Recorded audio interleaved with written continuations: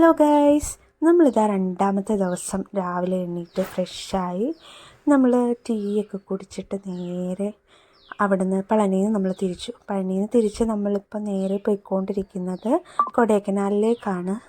ഇതാ നമ്മളവിടെ കുറേ കൂട്ടുകാരെ കണ്ടു. നല്ല രസമായിരുന്നു. അവർക്ക് കഴിക്കാൻ ഫുഡൊക്കെ കൊടുത്തു, ബിസ്ക്കറ്റ് കൊടുത്തിരുന്നു. അങ്ങനെ ഇതാ അവരെ കണ്ട് നമ്മൾ തിരിച്ച് വീണ്ടും യാത്ര തുടങ്ങി.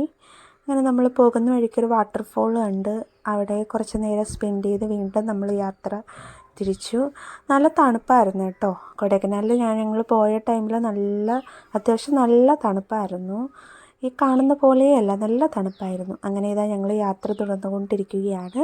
അങ്ങനെ നമ്മൾ കുറച്ച് ചോക്ലേറ്റ്സ് വാങ്ങാനായിട്ട് കയറി. ഞാൻ ഷോപ്പിൻ്റെ പേര് എടുക്കാനായിട്ട് വിട്ടുപോയി.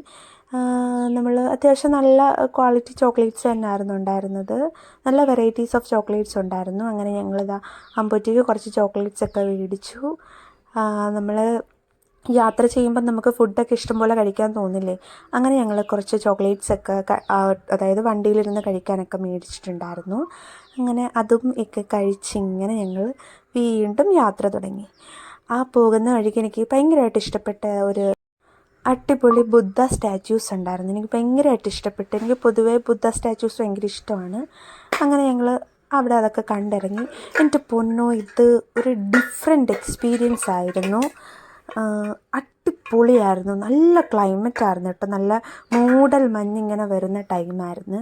അങ്ങനെ ഞങ്ങൾ ഓൾറെഡി കൊടൈക്കനാലിൽ പോയിട്ടുള്ളതാണ്. അതുകൊണ്ട് നമ്മൾ അത്യാവശ്യം എല്ലാ സ്ഥലങ്ങളും പോയിട്ടുള്ളത് കൊണ്ട് നമ്മൾ മെയിനായിട്ട് തെക്കടി കാണാനായിട്ടായിരുന്നു പോയത്.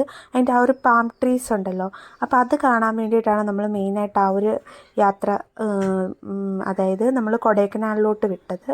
അടിപൊളിയായിരുന്നു. നമ്മൾ കുറേ നേരം അവിടെ സ്പെൻഡ് ചെയ്തു. കുറേ വീഡിയോസൊന്നും എനിക്ക് എടുക്കാൻ പറ്റിയില്ല, എങ്കിലും കുറച്ച് വീഡിയോസ് ഞാൻ എടുത്തത് ഞാൻ ഷെയർ ചെയ്യുകയാണ്.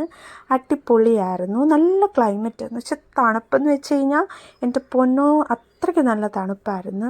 അങ്ങനെ നമ്മൾ കുറേ നേരം അവിടെ സ്പെൻഡ് ചെയ്തതിന് ശേഷം നമ്മൾ അവിടുന്ന് യാത്ര തിരിച്ച് ഞങ്ങൾ നേരെ യാത്ര വിട്ടത് മൂന്നാറിലേക്കായിരുന്നു. അപ്പം നമ്മൾ വൈകിട്ടൊരു 5 മണി 6 മണിയോട് കൂടിയിട്ട് നമ്മൾ മൂന്നാറിലേക്ക് എത്തി കേട്ടോ.